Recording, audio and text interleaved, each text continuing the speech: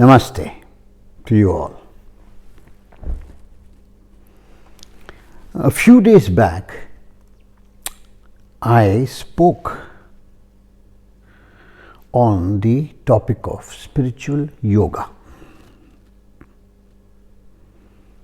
And as it often happens, many a times while I am speaking, there are certain factors which I forget. So I thought, why not make a sequel of spiritual yoga and tell you a little more briefly about what spiritual yoga is all about. We have another name for spiritual yoga, and it is called Sakshi yoga in Hinduism. Sakshi yoga. And Sakshi in Hindu philosophy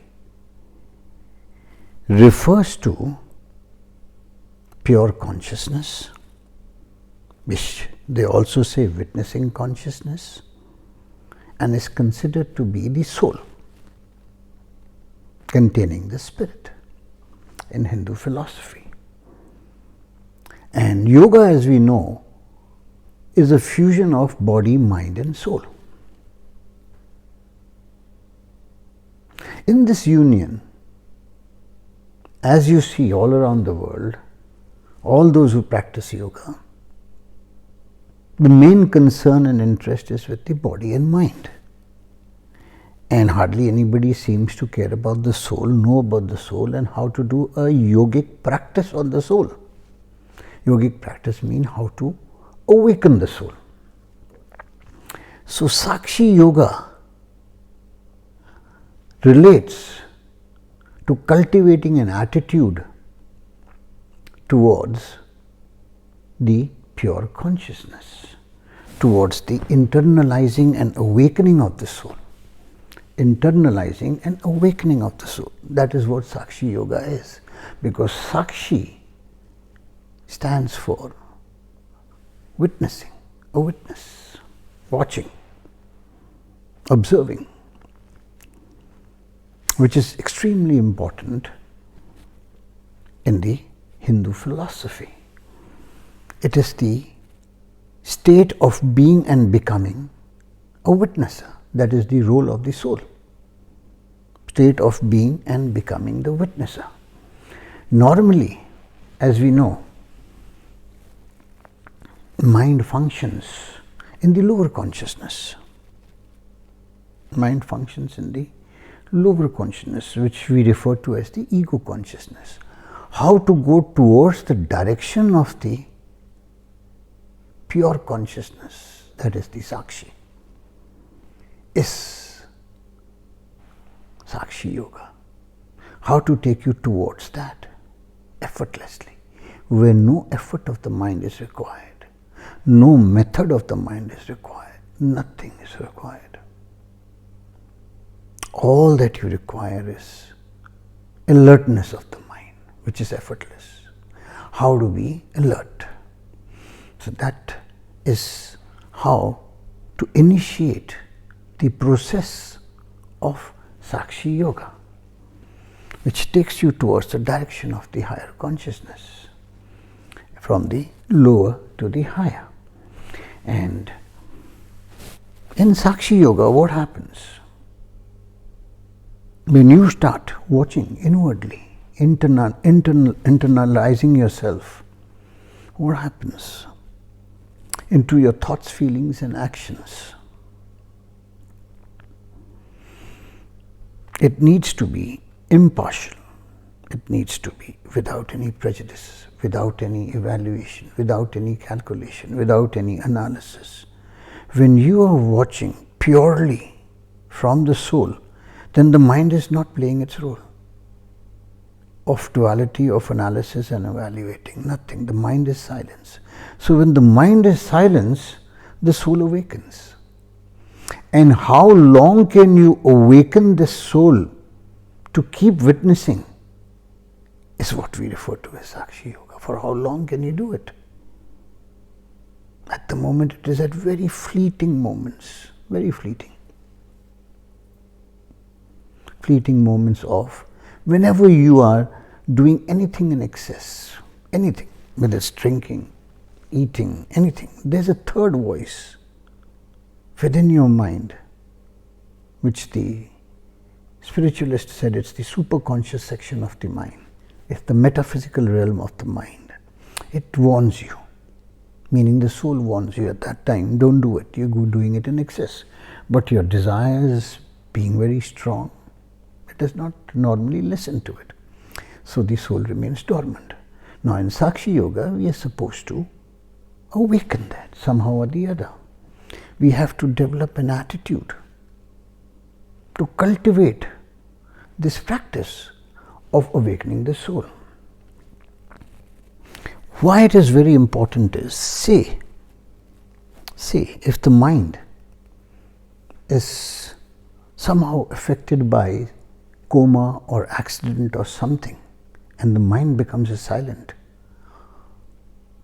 or the mind becomes inoperative, it is disastrous. We can be ruined by that. We are ruined by that, because mind ultimately is a phenomenal controller of our body as well as the brain.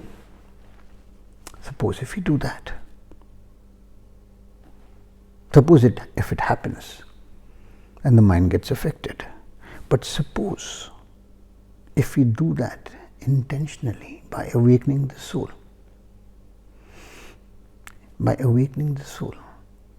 watching and witnessing internally our own thoughts, feelings and actions, and the mind is silent, without letting the mind, the conscious and the subconscious, tell us what to do. It's always dictating what to do. So in silence, if we are just purely watching, without any prejudice, without any bias, without any preconditions, without any presumptions, the mind becomes alert, the mind becomes aware, the mind becomes conscious. The mind becomes conscious. So the soul is responsible to make the mind aware, and after that the mind, if attentive, becomes conscious. So the whole process begins with the soul. How to make your mind aware. For that, alertness is required, and after that, if it is attentive, it becomes conscious. So in its purest form, Sakshi is the witnesser, the being and becoming of the witnesser. From the witness, the spirit. Being and becoming of the witnesser in pure consciousness, in absolute total awareness, equivalent to the universal spirit. That is why we have been called that we have the divine within. That art thou. That art thou. So it is the pure consciousness, it is the witnessing consciousness, it is the soul, the many names. It is the soul, it is the Sakshi, etc. So a Sakshi yogi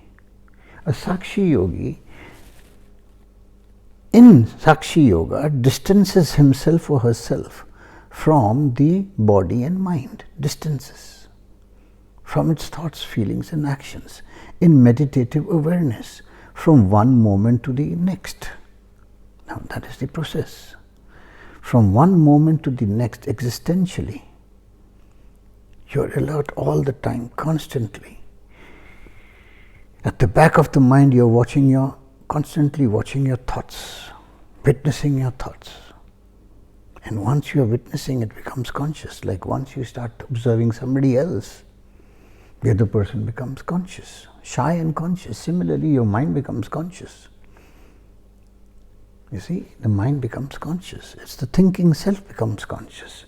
And this is how, with the awakening of the soul, the mind becomes aware and attentive and conscious. Therefore, yoga is not complete. Yoga is not complete and meaning holistic until and unless all three are in unison, are integrated, are in fusion. Then only yoga is complete. Otherwise, yoga remains incomplete.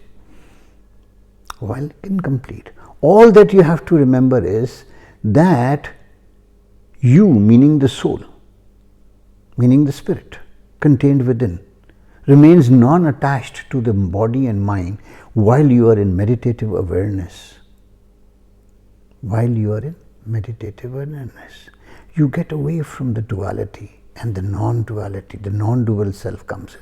The non-duality of this and that, in relativity of divine and devil, good and bad, positive and negative, is not taken into consideration. Pure witnessing is going on as to what is the mind is doing. You don't have to tell the mind what to do to master it. You just have to witness. The mind automatically becomes conscious of not wanting to do which is wrong. Not wanting to do if it is sensible enough. And we are sensible enough to understand that. So, Sakshi plays a very, very important role. The soul plays a very, very important role. Sakshi is equivalent to the soul, and that is what we need to remember. And Sakshi is that witnesser. Witnesser, the absolute non-dual self within our mind, a portion of the absolute non-dual self, a portion of the universal non-dual self within our mind, which the spiritualists referred to as superconscious section of the mind. Thank you very much. Namaste.